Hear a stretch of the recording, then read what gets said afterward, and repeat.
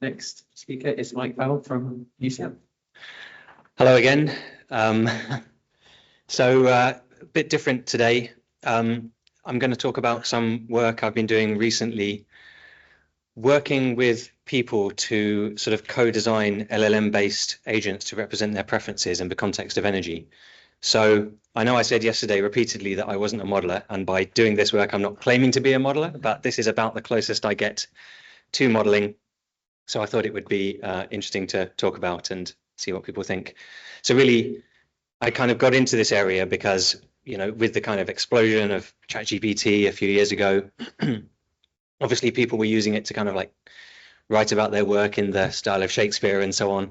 And I was experimenting with, could you, prime an instance to, with characteristics of an individual, for example, and then ask it a survey question and then do that 1,000 times, and what might that look like? So obviously I wasn't the only one doing this. There have been lots of researchers kind of working in this area, which some call sort of like silicon sampling, ranging from, this is one of the early examples at the top, which was looking at voting behavior, just giving some basic information about gender and age and some other views and looking to predict voting behavior, and others which were taking, using LLMs to conduct kind of 2-hour-long in-depth interviews with participants and then use those to predict their specific responses to attitude questionnaires with quite a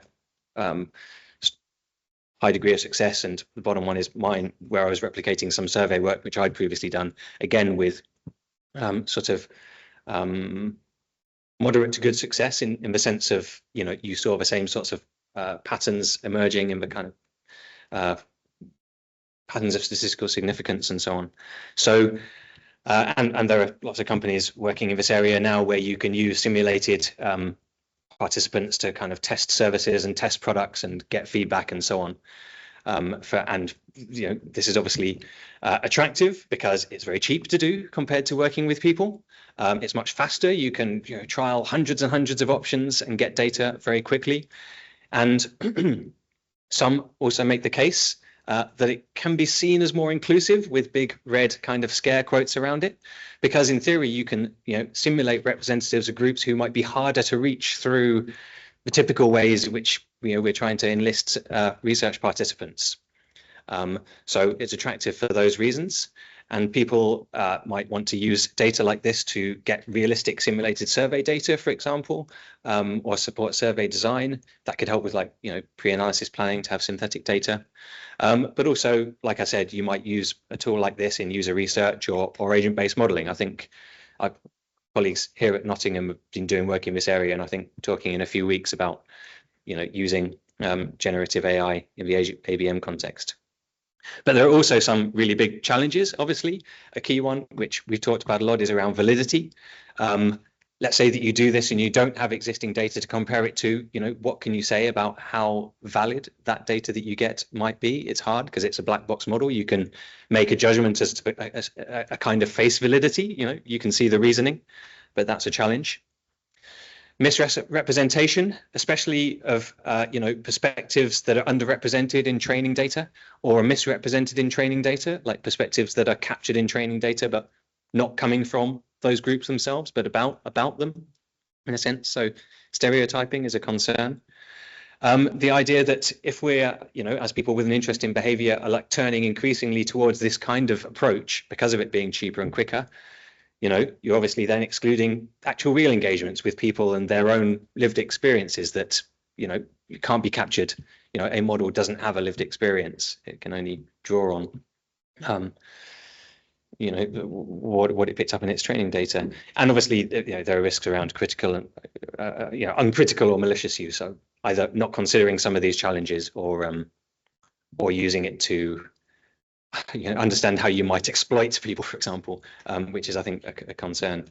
So, despite these concerns, I think for me, the writing is, where is the writing when it's kind of written down and it's pretty much known? The writing's on the wall, that I think we are going towards a future where people will increasingly, their interests will increasingly be represented by agents. I mean, this example on the right is a Google service where if you need to know when your local shop closes, instead of calling them up and asking them, you can get that service to call up and ask them instead, because, you know, we all hate calling people now.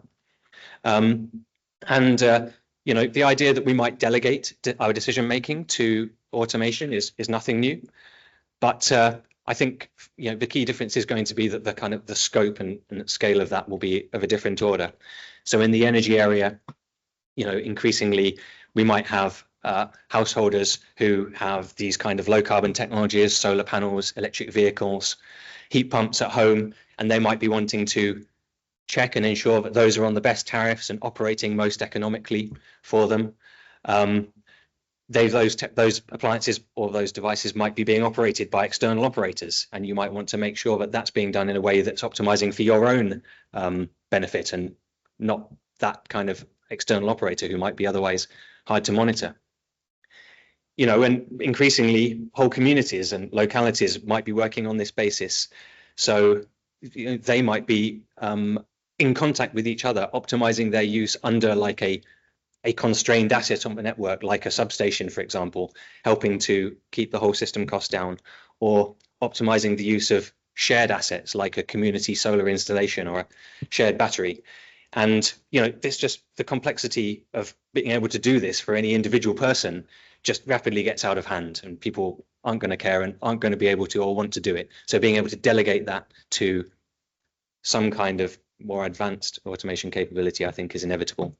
So increasingly, I think agent behavior is increasingly likely to be there as a proxy for human behavior. I think that's a reality. So for me, understanding the processes by which agent behavior is developed and overseen is therefore important. So this work I've been doing, which I'll talk about briefly, has been working with people to kind of sit and co-design agents with them. I'm interested in how people engage in that process of working together with a researcher on developing an agent to represent their preferences, how people think those agents do, and actually how well they do in a somewhat objective sense. And I think this has got some potential to address, or I thought this has got some potential to address the challenges I mentioned around validity, for example. If you're interested in someone's preferences, and then you can directly ask them, how well is this thing done to represent that? That gives you a source of validation, you know, and it retains the involvement of people in research processes. But there are risks around privacy and misuse as well. So this was the process I went through after a screening survey. I worked with 12 participants who did a kind of a background survey with capturing various information about values, attitudes, their living situation, household demographics. Use that to create a sort of a description, which would be used as part of a, you know, prompting to a large language model to generate an outcome, to generate responses. Then a co-design interview where people could refine that description, check it represented them, add to it, check it was capturing things that they thought were important. And then I would work through a series of scenarios where I would ask someone to give their thoughts in response to a particular energy scenario and capture that. Then I would get the agent to respond to that scenario, share the output with the person. They could comment on it, reflect on how well a job they thought it did, and then either update the agent description or kind of move on. And then there was a final validation survey where people would again respond to some scenarios, and I would then separately generate responses by the agent, and I could compare them and see how well the agent ultimately did represent their preferences and decisions. I found quite varied results. For some people, they were, you know, the agent performance was genuinely good, and actually in several cases, it wasn't unusual for people to say the agent has actually done a better job of articulating my preferences than I did myself. You know, after all, these are scenarios which people are often unfamiliar with and don't have formed views on. But there were also, you know, people highlighting issues where agents weren't able to capture, you know, indecision and uncertainty and so on. Overall, the vast majority of people strongly agreed that their agent did a good job of representing their preferences at the end of the process. But when I did the sort of more objective comparison, you might say, actually performance was very mixed. That was by scenario. Some scenarios, the agents perform much better, and by person, like some people, their agents perform much better in terms of, as you might say, an independent assessment. And when you looked across the piece at the agent responses, as you might expect, if you're familiar with work in this area, there was a lot more homogeneity than you saw amongst real human responses. Characteristics of the training process meant that agent responses tend to be much more decisive and not come up with kind of equivocal responses in the way that humans did. And agents tended to lean much more on kind of abstract concepts like fairness or transparency than concrete detail. Those things that come from the lived experience of, like, I need to get home and watch this program or put my kid to bed, that sort of thing. And importantly, those weaknesses meant they were often invisible to the individual users. They might be looking and assessing their agent based on the responses that they saw, where I could see and say, okay, that response was kind of identical to, or almost identical to the one that everyone else got, but you're perceiving it as being quite personalized to you. And that's actually like an established effect, this kind of Barnum effect. You might have heard about it for like psychics, or often the way they work is by giving a description that seems plausibly personalized to someone in the room, but really is very general, but people can recognize themselves in it. That and a whole bunch of other factors ultimately led to a situation where, through this co-design process, people, I think, come to a position where they feel quite a good sense of at least provisional trust in the agents they're developing to represent their energy preferences. But that, in a sense, masks a kind of systematic misalignment, which is hard for any individual user to spot. And that makes it, I think, somewhat insidious, because if we are relying on these agents to act on our behalf,